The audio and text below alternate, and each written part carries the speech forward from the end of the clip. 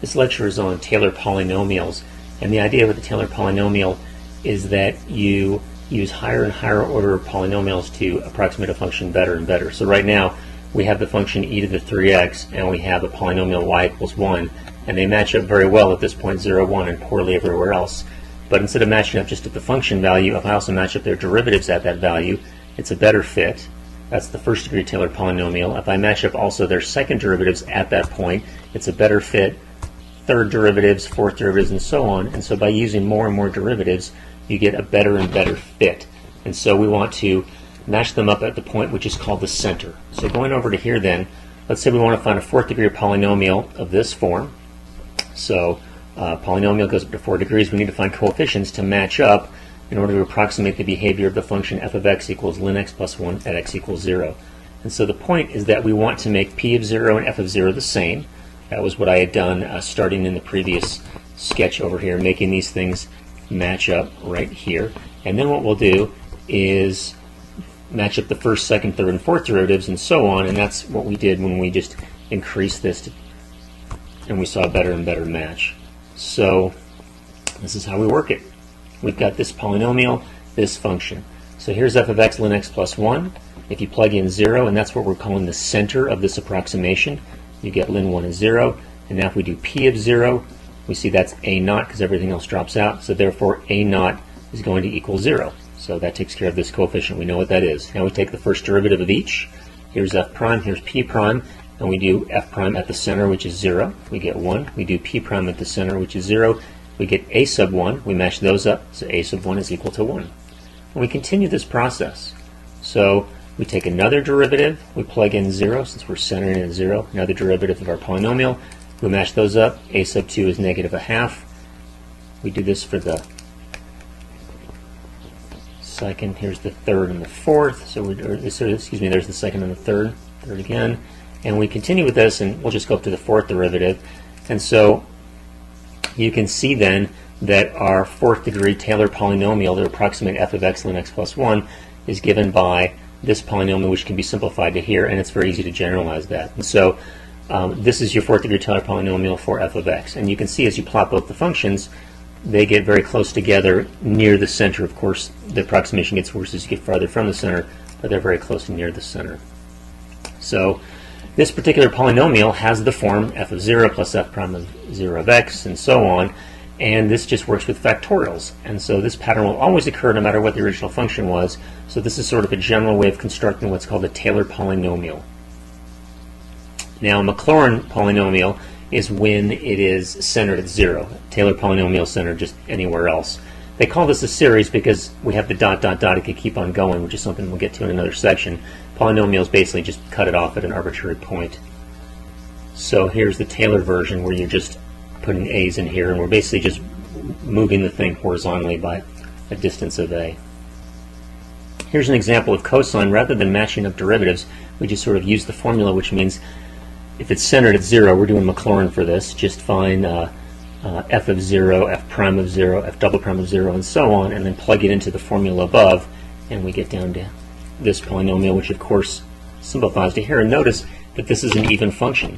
If we actually take a look at cosine, you can see here's our cosine curve, and as we go up, nothing changes as we go to the first degree, because that was 0. If we go to second degree, we get the parabola. Third degree doesn't change.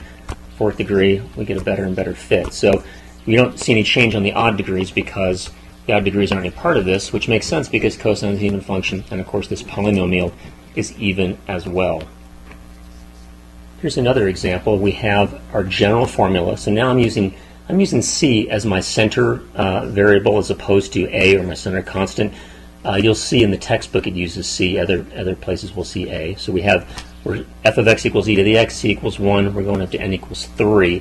And so using this as our general term, p sub 3 of x, here's our first term. I'm just basically plugging in numbers for n and for c, and then I'm just going to go back and fill everything in later. So here's everything we have to fill in.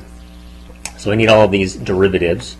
Well, there's f prime of x is e to the x, f prime of 1 then is e to the first, which is e. Now, of course, the derivatives continue to be e, and so plugging in everything we do here and simplifying, we get all the way down to this. which if we want to, we can write it in sigma notation. Now, the thing about this to keep in mind, though, is that in our Taylor polynomial for approximating e to the x, we have a bunch of e's in it, which from the point of view of approximations doesn't make a lot of sense because it's bad form to have e in the approximation since we're trying to approximate e. And we'll talk more about that when we get into remainders in another lecture. As far as the equating derivatives, so not using the formula above here, but how we generated the formula in the first place, equating derivatives, here's p sub 3 of x. When you plug in x equals 1, you get a naught. Here's p prime. You get a sub 1, p double prime, you get 2a sub 2, and so on. And then we do the same thing for f, and we just match all of these things up. And so matching up the f double prime of 1 with the p double prime of 1, and so on, we would end up getting all these constants, and of course we're going to get the same polynomial. So taking a look at a few more examples in the textbook, this is ln x centered at 1, and so we need to get derivatives for the functions. So here's the first derivative, second, third, and fourth. When we plug in 1 for each of these, we have these constants, and so you can generate Taylor polynomials using your formula from there. So this is how you can go about doing it. This is your first degree Taylor polynomial, second degree, third degree, fourth degree. Also in terms of order, let's get back to that actually for a moment. Over here, if we go down just to make sure we're clear with some of the vocabulary, this is a polynomial which is in 3 terms, yet at the same time it's a fourth order Taylor polynomial because it uses a fourth derivative to get to it. It's also fourth degree because this is to the fourth power.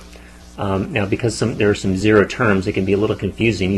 This is the third order Taylor polynomial because you can use, because the third term is 0, or you could say it's second order, but we do know at least it's degree 2.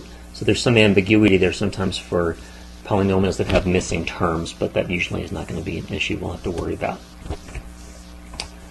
Okay, and there's some better and better fit as we've seen as we go to higher and higher degree polynomial. And here is another example where now we're doing a Taylor polynomial. So our center is not at 0, it's at pi over 6 of sine x. We need to get all of our derivatives.